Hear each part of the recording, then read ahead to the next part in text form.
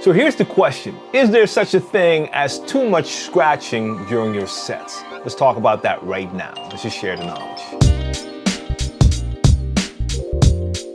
Hey guys, what's going on? Welcome to Share the Knowledge. I'm DJ TLM representing DJcity out here in Amsterdam, and I want to talk about incorporating turntablism into your club sets and if there is such a thing as too much scratching. But before I continue, I want to salute all turntablists worldwide. Continue to push the envelope, represent the art form, represent the craft, nothing but love. I come from hip hop, I come from turntablism, and I feel it's very important to have all of you out there representing. But in this case, I want to talk about incorporating turntablism into your club sets and if there is such a thing as too much scratching. So right off the bat, let me just say, yes, there definitely is such a thing as too much if you're playing in a club. So for me personally, I started out doing both. So at the same time when I was learning how to DJ, how to mix correctly, I was also learning turntablism, learning how to scratch, trying to do backspins, basic juggles and stuff like that. So I started to incorporate that into my club sets very early.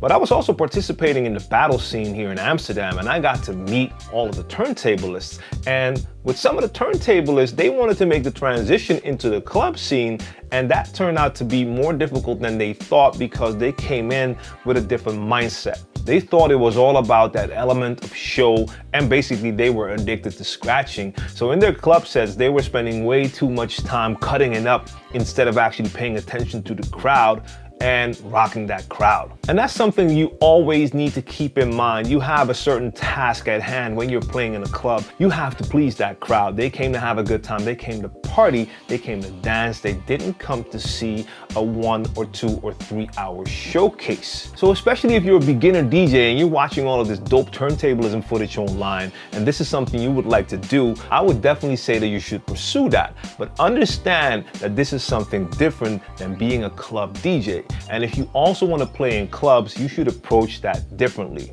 Now, you can definitely bring aspects of turntablism into your club sets, but make sure you always keep the crowd in mind. I love to backspin the tracks a couple of times, but I make sure I don't overdo it. I'm not gonna repeat the same sentence 20 times on every track because that's gonna take the flow out of the party. And I know for a fact people are gonna give me that evil eye after I do it a couple of times, so I limit it. So I might do a couple of backspins at the beginning of a track. I might take a kick drum and just add some kicks to the drum pattern to change it up, but I'll do it in a way that the crowd can continue to dance. And if you're gonna add scratches to your club set, make sure that you do it in a way that the crowd can still continue to dance and that they don't feel that they have to start watching the DJ and stop dancing. You want that flow to continue. So what I might do is I'll do a transition, and let's say it's like an 8-bar transition. After the 8-bar transition is done, I might just hit the cue point on the new track, take it back to that beginning so that 8-bar intro comes in again, start scratching over those 8 bars of beat,